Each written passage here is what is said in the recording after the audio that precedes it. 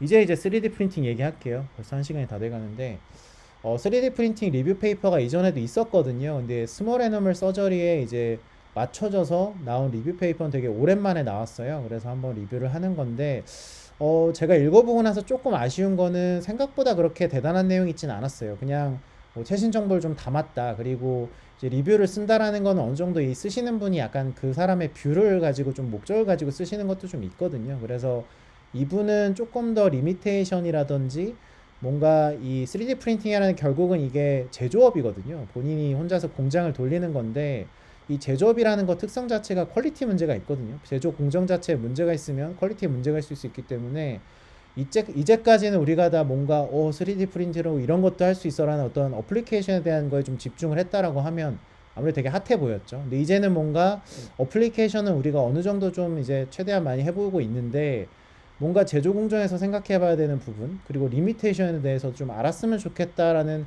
저는 그렇게 이해를 했어요. 그래서 그런 거에 조금 더 초점을 맞춰서 쓰신 것 같긴 하더라고요. 그래서 정리는 최대한 했는데 뭐 생각보다 새로운 내용이 많지는 않을 것 같습니다. 그래서 3D 프린팅이 생소하신 분들한테는 좀 도움이 되겠지만 뭐 공부를 좀 해보신 분들한테는 별 내용이 없을 것 같습니다. 일단은 이 논문은 제가 말한 것처럼 현재까지 어쨌건 보고가 된 스몰 애니멀 서저리에 국한을 해서 3D 프린팅의 활용 방식들이 어떤 게 있었는지 크게 세 가지로 나눠요. 서지컬 에듀케이션, 서지컬 플래닝, 그리고 티슈 디펙트에 대한 치료 세 가지가 있는데 조금 더 우리한테 임상수의사한테 관심이 있을 만한 주제에 좀 더 내용을 넣었고요. 티슈 디펙트는 솔직히 현실적으로 좀 우리가 하기 힘든 부분이 많기 때문에 좀 간단하게 그냥 언급만 할 겁니다.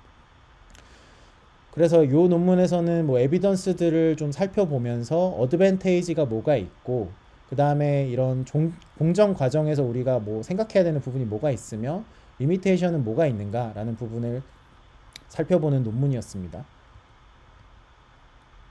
일단 3D 프린팅 뭐 아시는 분도 있겠지만 좀 간단히 한번 뒤에 내용을 이야기해서 필요한 내용이 뭐냐면 이건 제조업이에요. 그러니까 3D 프린팅 기술이라는 게 뭐냐면 이거 되게 오래된 기술이거든요. 근데 이제 제조업이라는 대량 생산을 하고 뭔가 어 큰 회사에서 큰 공장에서 만드는 그런 것들을 좀 더 작은 단위의 그 조직에서 또는 심지어 집에서 자기가 원하는 방식으로 제조를 할 수 있다. 뭐 이런 컨셉이거든요. 그래서 이거는 사실은 원래 있는 기술인데 상용화가 된 게 좀 더 최근이다라고 이해를 하시면 될 것 같고요.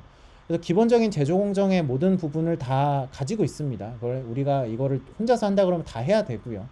그래서 기본적으로 3D 프린팅 과정을 이해를 할 필요가 있는데 일단은 어떤 이미지가 필요해요. 우리 같은 경우는 임상에서 가장 많이 하는 방식은 3D 그 이미지가 되겠죠. CT나 MRI를 통해서 획득을 하는 3차원 영상을 이용을 해서 그걸 기반으로 우리가 3D 프린팅으로 이제 하는 경우가 많고 또는 뭐 우리가 그 보조기 같은 회사 뭐 맞춤형으로 하는데 가면은 보통 레이저 스캔이라 그래서 3차원 스캔하는 경우도 있거든요. 뭐 그런 것들도 있습니다. 또는 뭐 직접적으로 우리가 캐드를 이용해서 그리기도 해요. 뭐 예를 들어 임플란트 같은 경우는.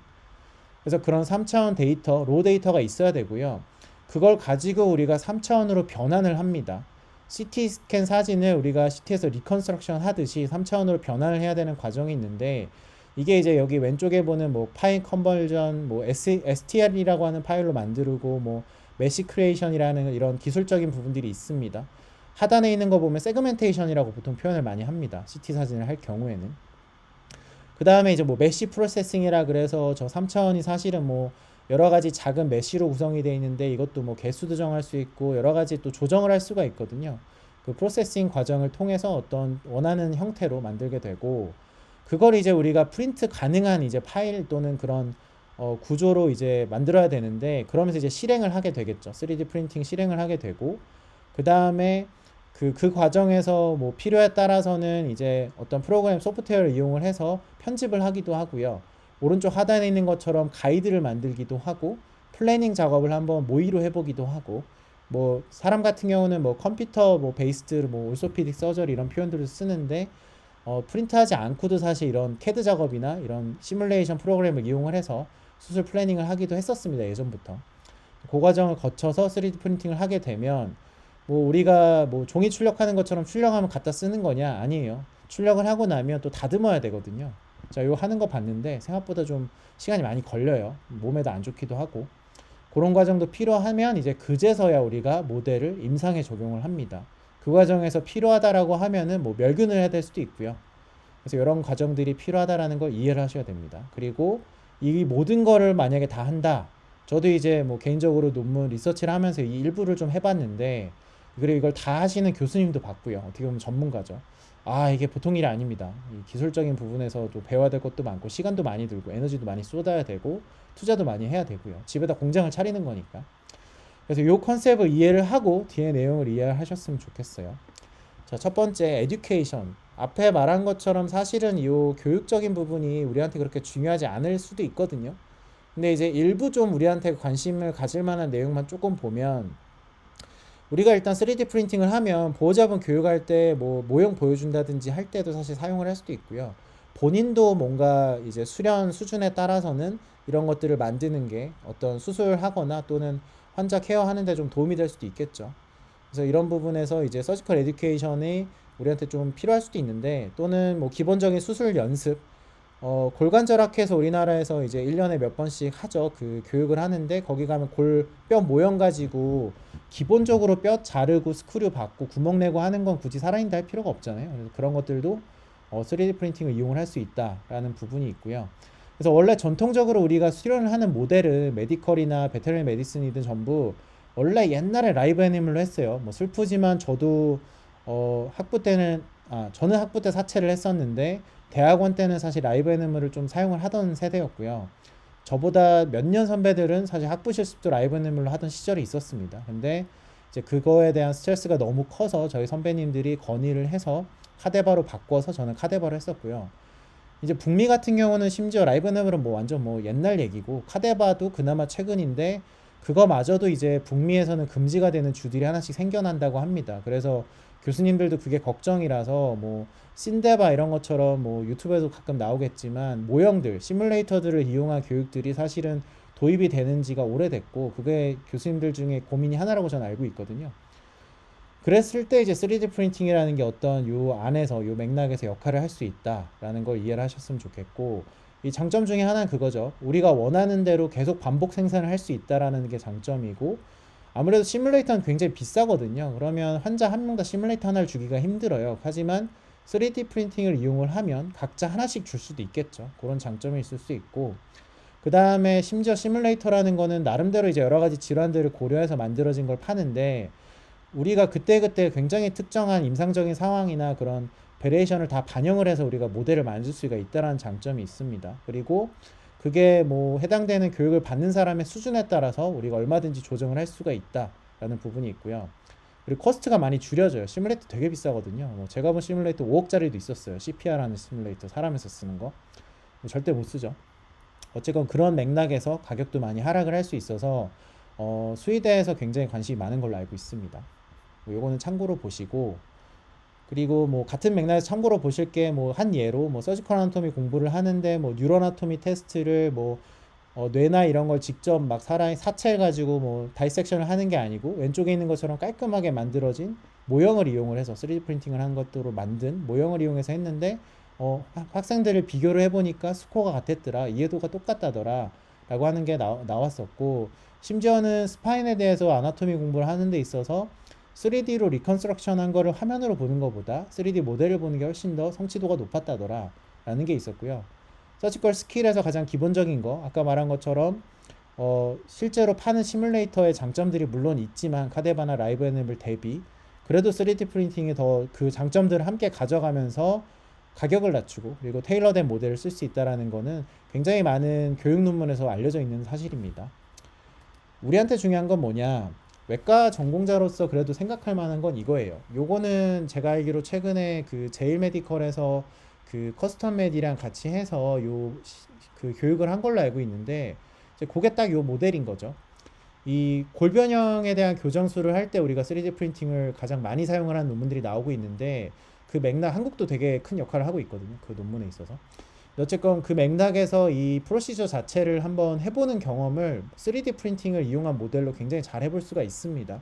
제가 이야기로도 그 실습은 그렇게 진행이 된 걸로 알고 있는데, 실제 밑에 있는 사진은 어디서 나온 거냐면 2021년에 베테너리 사이언스에서 나온 그 충남대 선생님들이 쓰신 이혜범 교수님 팀에서 쓴 논문이에요. 임상적인 적용을 실제로 했던 코렉티브 오스테오토미를 3D 프린팅 기술을 이용해서 진행을 하고, 이걸 했을 때 실제로 그 처음 수술을 하시는 분들이랑 숙련된 분들이랑 비교를 했을 때 정확도가 굉장히 비슷했다, 큰 차이가 없었다라는 걸 확인을 했던 논문에 나온 사진들입니다. 그래서 실제로 이건 어떻게 보면 우리 수술하는 서전들 입장에서는 좀 관심이 있을 만해요. 요거를 뭐 그런 프로그램에 가서 듣는 것도 방법이고, 본인이 여력이 되면은 뭐 친구들이랑 모여가지고 이런 거 프린팅 해가지고 연습을 해볼 수도 있겠죠. 그래서 이런 것들은 좀 참고를 할 만한 것 같아서 좀 정리를 해봤고요. 그 다음에 이제 요거를 에듀케이션 관련해서 3D 프린팅 하는데 우리가 관련된 어떤 생산 관련된 우리 참고사항이 뭐가 있느냐라고 했을 때 여러 가지 뭐 소재 특성, 뭐 가격, 뭐 얼마나 정밀하게 출력이 되는지 이런 것들을 저기 많이 써놓으셨는데, 뭐 궁금하시면 보시고요. 근데 거의 초점은 코스트 이펙티브니스에 대한 초점으로 이런 것들을 서술을 해놨으니까 참고를 하시고, 리미테이션 같은 경우는 교육 프로그램에서 뭐 전체 개 한 마리를 다 출력하고 싶은데 출력을 하는데 사이즈가 프린팅이 한계가 있는, 그 프린터에 한계가 있거든요. 거기에 의한 한계들도 있을 수 있고, 그 다음 레졸루션에도 한계가 좀 있고요. 아무래도 싼 거는 레졸루션이 많이 떨어져요. 그런 것들도 있고, 소재에서 영향을 받기도 하고, 그리고 이제 우리가 임상 수련을 하는 데 있어서 가장 중요한 게 이제 어떻게 보면 가장 실제적으로 그 느낌이 나는가라고 하는 거에 있어서 햅틱 피드백 같은 경우 좀 약할 수가 있죠. 근데 어쨌건 올소피딕은 조금 더 소프티슈보다는 낫다라고 하는 게 그래도 좀 알려져 있는 사실이라, 그래서 우리가 본 모델을 많이 쓰는 것도 그것 때문이고, 정형외과 3D 프린팅도 사실 정형외과 제일 그 3D 프린팅에 대한 수위 논문도 사실 정형외과 제일 많거든요. 어쨌건 뭐 그런 것들 참고해서 한번 보시면 될 것 같습니다. 오늘의 가장 중요한 거 사실 우리가 실제로 아마 관심이 있으신 분들은 요걸 텐데, 서지컬 플래닝 단계에서 3D 프린팅을 사용하는 겁니다. 그래서 이거는 뭐 사람이든 동물이든 다 서전들이 이제 요걸 해서 논문을 많이 내고 실제로 많이 쓰고 있는데, 일단은 3D 프린팅을 이용을 하면 우리가 서지컬 플랜을 할 수가 있겠죠. 아나토미, 환자의 실제 아나토미를 대상으로 우리가 딱 그 환자에 맞는 수술 계획을 세울 수가 있고요. 그거를 반영을 해서 좀 더 실행에 도움이 될 수 있는, 내가 계획한 게 실제 환자한테 적용이 될 수 있는 그런 도움이 되는 페이션 스페시픽한 그런 서지컬 드릴 가이드나 소 가이드를 우리가 디자인을 해서 출력을 해서 쓸 수가 있습니다. 가장 핫하죠. 이게 커스텀 메이드에서 많이 제공을 하고 있고, 그리고 우리가 실제로 출력을 하고 그 다음에 이 가이드까지 이용을 하면 2개씩 뽑아가지고 수술 전에 리허설하고, 필요하면 계획 수정하고, 그 다음에 다시 출력을 해서 멸균해서 수술방에 가져갈 수가 있겠죠. 실제로 수의 분야에서 이제 요 3D 프린팅을 이용한 실제 첫 번째 논문은 2003년도 논문인데, 이 논문이 그거였어요. 굉장히 복잡한 펠빅 림 디포미티를 교정을 하는 데 있어 리허설을 해봤다. 3D 프린팅 기술이 이렇게 써볼 수가 있다더라 라고 했던 게 논문이 처음 논문이었습니다. 그리고 요거는 좀 초반에 3D 프린팅 나왔을 때 이제 싼 거 프린팅 사가지고 아마 하신 분들 좀 있을 텐데, 임플란트를 미리 프리 컨투어를 할 수가 있거든요. 그래서 요거를 하면 우리가 앞에 여러 가지 것들을 포함을 해서 아무래도 수술 중에 고민을 좀 줄일 수가 있고요. 수술 전에 할 수가 있겠죠. 그러면 아무래도 수술 시간도 짧아질 거고, 그리고 아무래도 좀 수술 중에 레디에이션 같은 거에 대한 아무래도 시암을 쓰는 수술들을 한다라고 하면은 그걸 좀 노출도 줄일 수가 있을 거고, 아무래도 여러 가지 계획들을 치밀하게 하고 리허설도 하고 하면 아마 수술에서의 어떤 에러도 줄일 수가 있겠죠. 이론적으로 이런 기대를 가지고 다들 하려고 했었고, 실제로 많은 논문들이 나왔습니다. 가장 많이 나온 소동물에서 나온 거는 대부분 다 그 앵귤러림 디포미티에 대한 부분이었고요. 8개의 보고가 있었고, 이 리뷰 페이퍼에 의하면. 그리고 사람도 사실 치과에서 3D 프린트 되게 많이 쓰거든요. 그것처럼 이제 수의 분야도 이제 그 구강외과처럼 크레니어 페시얼 디포미티나 이런 프랙처 같은 것들도 그쪽 이제 펠로우십도 생겼고, 그쪽에 이제 분화되는 그 과들이 생겨나고 있거든요. UC 데이비스에도 그 과가 있고, 그래서 그런 것들처럼 이제 그쪽 분야에서 3D 프린팅을 많이 이용을 하고 있습니다. 그래서 그 보고가 한 4개 정도 있었고, 2가지가 가장 많이 쓰이는 방식으로 생각하시면 될 것 같고요. 그래서 하나씩 조금 예를 볼 텐데, 일단 정형외과 같은 경우에는 이제 우리가 골절 수복을 하는 데 있어서 이제 최소 침습 정형외과 수술이라는 기본 컨셉을 가지고 수술을 하다 보면은 아무래도 여러 가지 한계가 있거든요. 정확하게 할 수 있는 데 있어서. 근데 3D 프린팅 기술이 이제 이런 부분에 도움이 될 수 있다라고 하는 게 있고요. 구체적으로 림의 길이라든지 얼라이먼트를 맞추는 데 있어서 우리가 이걸 활용을 할 수가 있습니다. 그래서 미리 얼라이먼트를 맞춰보는 게 이제 가장 많이 나온 논문들은 얼라이먼트 미리 맞춰보고, 그리고 서지컬 드릴이나 소 가이드를 미리 제작을 해서 이제 수술을 좀 정확하게 해보겠다라고 했던 논문들인데, 2009년도 브이칸 논문에서 이제 개 티비아에서의 다이피셜 프랙처를 클리니컬 케이스가 아니고요. 엑스비버 스터디로 한 예가 있었고 밑에 이제 결과인데 결론적으로는 되게 정확하게 할 수 있었다는 얘기예요. 그 다음에 두 번째로는 베서절이 2019년도에 논문은 이제 피머럴 앵귤레이션이나 토션을 우리 많이 보는 슬개골 탈구 환자에서 이제 DFO 하는 과정에서 교정을 한 이제 임상 논문인데 이제 요 논문에서도 뭐 결과적으로 잘했다라고 이제 보고는 했습니다. 근데 이제 이 리뷰 페이퍼에서 하고자 했던 게 이제 에비던스 평가하는 거잖아요. 이 두 가지 논문의 단점 어떻게 보면 한계라고 할 수 있는 건 뭐냐면 실제로 그러면 우리가 이 3D 프린팅을 사용을 한 거 안 한 거가 정말 차이를 불러왔느냐, 이게 정말 기능적인 결과에 어떤 영향을 준 거냐라고 하는 건 사실 알려져 있지는 않죠. 이 논문이 그걸 말할 수는 없어요. 왜냐면 컨트롤 그룹이 없었거든요. 그냥 3D 프린팅해서 잘했다라고 한 건데 안 했어도 잘할 수 있지 않았을까라고 말을 했을 때는 이 논문은 대답을 못 한다라는 뜻입니다. 그래서 조금 너무 핫하게 보지 않았으면 한다라는 걸로 전 이해를 했고요. 하지만 이제 이 논문도 계속 누적이 되다 보니까 뭐 제가 같이 있었던 교수님도 이런 디자인을 많이 준비를 하셨었는데 아까 말한 것처럼 이제 숙련된 사람, 그 다음에 초보자가 했을 때 차이가 없다라는 논문도 디자인을 많이 하는데 또 다른 디자인 중에 하나가 이제 앞에 말한 그런 크리틱이 있다 보니까 3D 프린팅을 이용을 해서 가이드를 만들어 수술을 한 거랑 그 다음 가이드 없이 수술한 거랑 이제 비교를 하는 거죠. 그랬을 때 얼마나 정확도 차이가 있느냐라고 하는 디자인을 볼 수가 있는데 이제 이 논문은 이번에 제가 보는 2022년 베서저리 1호에 이제 나온 1월호에 나온 그 논문 중에 하나예요. 그래서 여기 관련이 있어서 여기서 소개를 하는 건데 뭐 방금 말한 디자인이고요. SI 럭세이션 리페어를 하는데 이제 드릴 가이드 쓴 거랑 안 쓴 걸 비교를 했습니다. 그랬을 때 결론적으로는 이제 드릴 가이드 쓴 게 더 정확하게 나왔다라고 해요. 그래서 앞에서 말한 크리틱에 대해 조금 답변을 할 수 있는 논문이라고 이해를 하면 될 것 같습니다. 그 다음에 이제 뭐 좀 드물지만 이제 약간 컨퍼메이션에 대한 그 교정을 하는 데에서도 이제 3D 프린팅을 쓸 수가 있다라고 하는 거고, 이게 아무래도 우리나라가 좀 강점을 보이는 연구실이 있죠. 우리 충남대 이혜범 교수님 팀에서 이쪽 관련된 논문을 많이 내고 있고요. 실제로 거기 선생님이 커스텀 메디를 만들어서 그쪽에 대한 아웃소싱을 할 수 있는 서비스를 제공을 하고 계시죠. 사용하신 분들은 되게 좋은 평을 하고 있는 걸로 저는 알고 있고, 그 다음에 아까 말한 것처럼 이제 구강 외과에 관련된 수술들도 3D 프린팅을 이용하면 굉장히 도움이 많이 될 수가 있습니다. 뭐 비슷한 내용들이라 그냥 간단히 보시고요.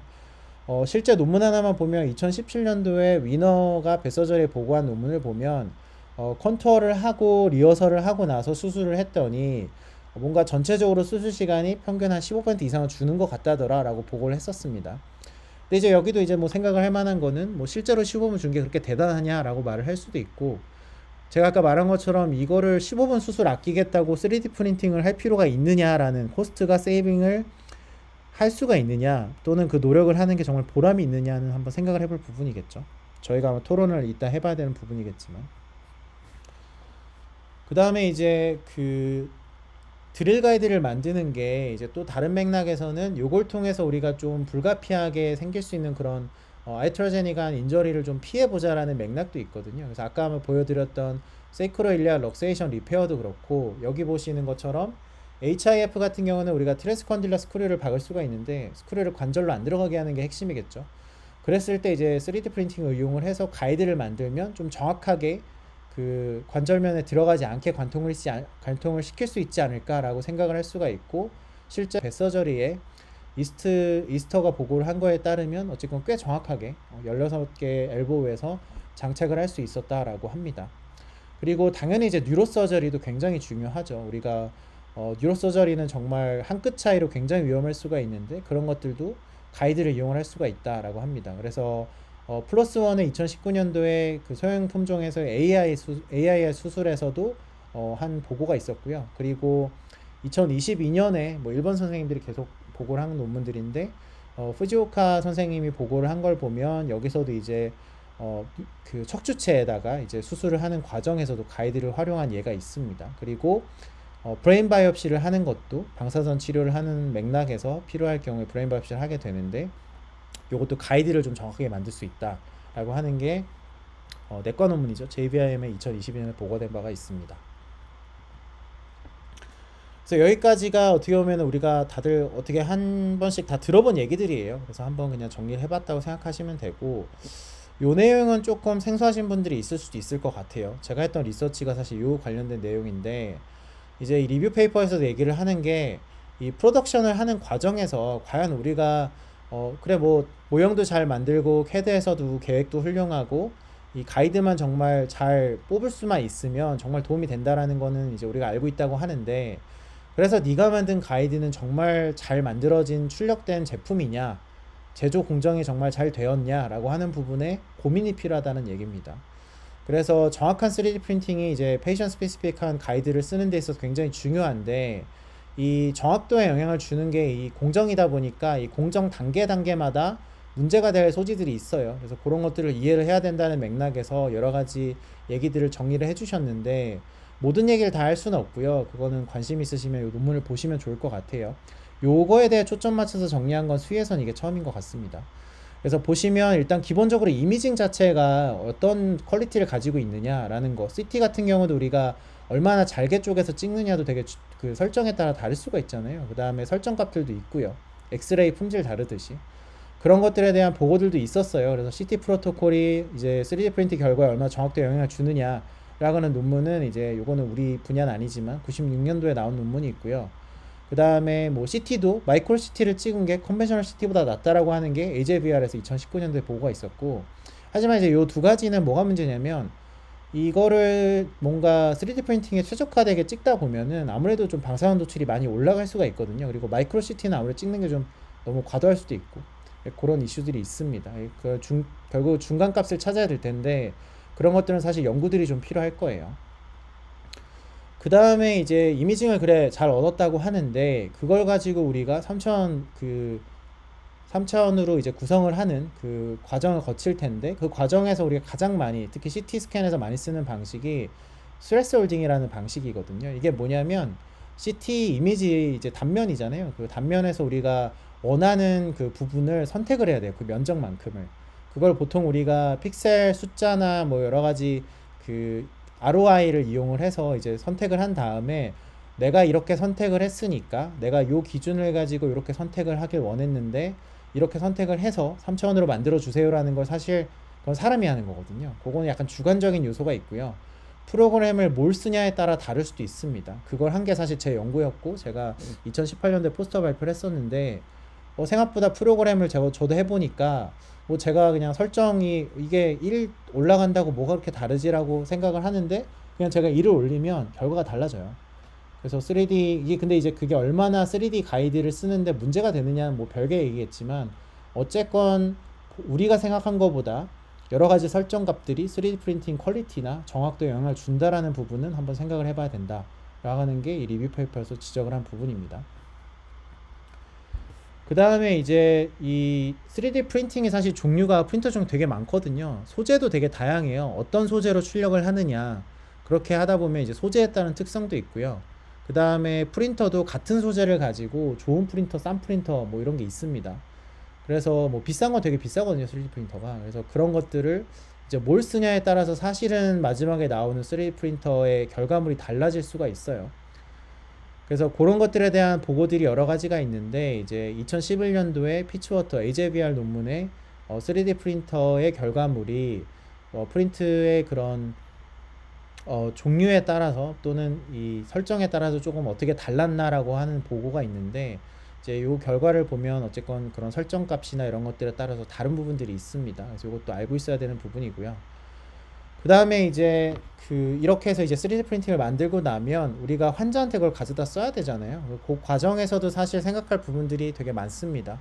이게 정말 예를 들어서 뭐 이거를 환자한테 실제로 사용을 하는데 어떤 맥락에 따라 다르겠지만, 이게 어쨌건 바이오메카니컬한 특성도 중요할 수가 있을 거고요. 그 다음에 이게 정말 생체에다가 닿아도 되는 소재인지 안전한지 이런 바이오 컴패터빌리티도 되게 중요한 부분이고, 멸균을 하면 녹는 3D 프린팅 소재도 있거든요. 그래서 스테릴라이제이션도 어떻게 해야 되는 건지, 또는 이게 우리가 멸균이 됐다고 생각을 했는데 정말 멸균이 됐는지, 이런 것들도 사실 다 확인이 돼야 되는 부분이고, 다 일정 부분들 논문이 다 나와 있습니다.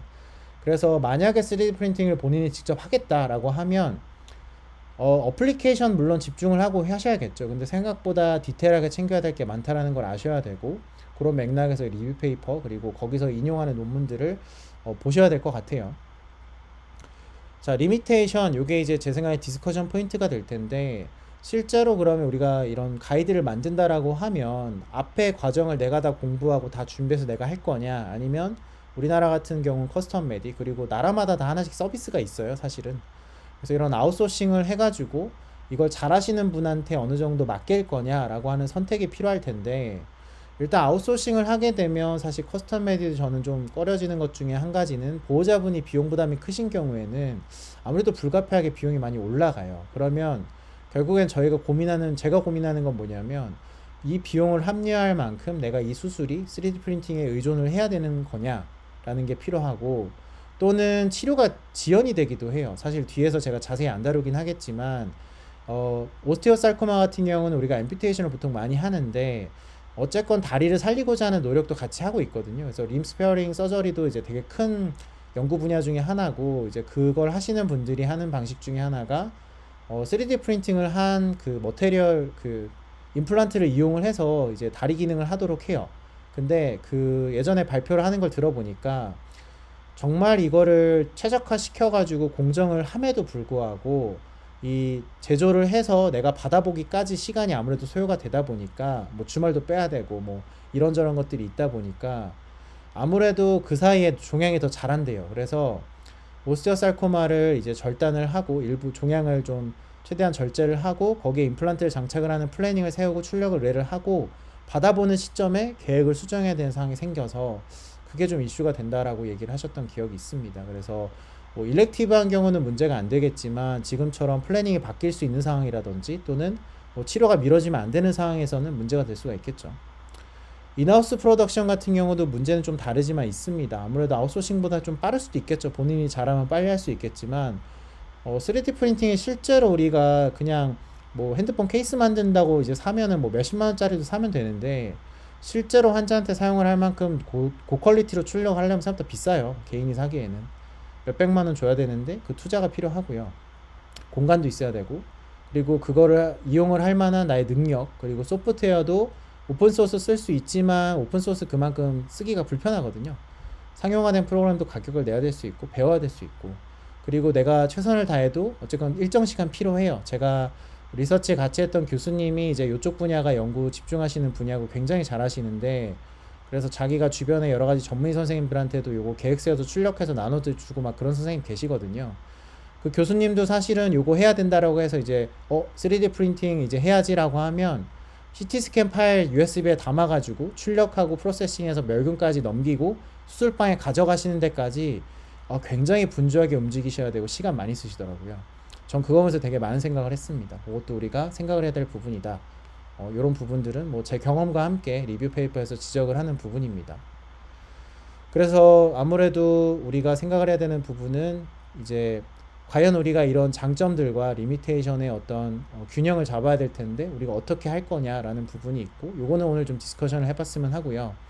그리고 한 가지 더 생각할 거는 결국은 환자한테 이 서지컬 가이드를 댄다라는 거는 보통 랜드마크를 이용을 해야 되거든요. 이 서지컬 가이드를 만들면 이게 윗뼈에 이만큼 튀어나온 부분에 이렇게 피팅이 돼서 내가 요 가이드는 이렇게 딱 맞출 거다라고 하는 그런 랜드마크가 필요한데, 이거는 사실은 좀 요 랜드마크를 찾아가지고 거기에 피팅을 시켜야 되다 보니까 그 랜드마크를 노출시켜야 되는 추가적인 다이섹션이 필요할 수가 있습니다. 그래서 생각보다 최소 침습 수술을 하는데 3D 프린팅을 이용을 한다고 해서 가이드를 만들었는데 결국엔 랜드마크 노출을 시키는 과정에서 불필요하게 다이섹션을 할 가능성도 위치에 따라서 또는 가이드를 만드는 사람의 어떤 랜드마크를 쓰냐에 따라서 물론 달라질 수 있다는 부분, 그리고 프린팅을 쓰는 디자인이라든지 아니면 그 프린팅을 하는 과정에 따라서는 그 랜드마크에 피팅이 되는 그 정확도도 떨어질 수가 있겠죠. 그런 리미테이션도 우리가 생각을 해봐야 됩니다. 그리고 카데바 같은 연구에는 사실 에비던스 기점에서 봤을 때 카데바 연구는 굉장히 많은데 생각보다 임상적인 연구는 많지는 않다. 근데 그 임상적인 연구도 사실 아까 앞에서 지적한 것처럼 이거를 기존 방식이랑 비교를 한 연구는 생각보다 많지는 않아요. 그래서 정말 기존 방식보다 3D 프린팅을 하는 이런 시간과 돈과 노력이 다 필요한데 이걸 들임에도 불구하고 정말 아웃컴이 나아졌는가 하는 부분은 아직은 좀 증명이 필요한 부분입니다. 그래서 저는 개인적으로 하진 않고 있어요. 그런 맥락에서. 그 다음에 CT에서 플래닝을 하는 거랑 실제로 3D 프린팅을 하는 데 있어서 어떤 그런 차이들이 존재할 수 있거든요. 그래서 그 차이, 능력의 차이들이 이제 정말 얼마나 될 건가라는 부분도 한번 생각을 해봐야 되는 부분인 것 같습니다. 그래서 이제 앞에 말한 것처럼 이제 실제 임상에 필요한 여러 근거들이 아직은 많이 부족하다라고 하는 게 이 논문에서 이 섹션 2에 해당되는 결론이었고요. 가볍게 섹션 3만 확인을 해보면 티슈 디펙트에 대해서 우리가 3D 프린팅 어디에 쓸 수 있느냐 정도만 잠깐 보면 3D 프린팅을 이용해서 우리가 환자에 맞는 그래프트를 할 수가 있겠죠. 그래서 요거를 이용을 하면 좀 더 환자한테 맞게 디펙트에 딱 맞는 그래프트를 우리가 서브스티튜트를 만들 수가 있고요. 그거는 아무래도 이제 가격이나 좀 딜레이 되는 거랑 장점을 좀 비교를 해봐야 될 것 같고, 그거에 대한 굉장히 기술적인 부분들은 사실은 우리가 굳이 오늘 얘기할 필요는 없는 것 같아서 논문 한번 보시면 될 것 같아요. 그리고 환자에 맞는 우리가 임플란트를 이제 출력을 해서 쓸 수가 있는데, 요건 사실 비용 문제도 있고요. 직접 할 수는 절대 없어요. 어디 맡겨야 되니까 그런 부분들도 이슈가 될 수 있어서 뭐 하고 계신 분 있으면 한번 얘기해 주시면 좋을 것 같은데, 이것도 사실 우리가 볼만한 내용은 아닐 거라 생각을 했습니다. 그리고 대부분의 티슈 디펙트에 대해서 3D 프린팅을 이제 활용을 하는 거는 대부분 다 하드 티슈에 대한 수술이거든요. 소프트 티슈에 대한 부분들은 아직도 사실 사람 분야에서 계속 연구가 되고 이제 임상 상용화를 계속 다가가고 있는 걸로 알고 있는데, 그거 이제 바이오 프린팅이라는 표현을 쓰죠. 그거는 아마 좀 더 사람에서 좀 정립이 되고 뭐 가격이 좀 싸져야 우리 쪽으로 넘어오지 않을까요? 그래서 이 부분은 이 정도로만 정리를 하겠습니다. 자, 그래서 이제 제가 준비한 건 여기까지고요.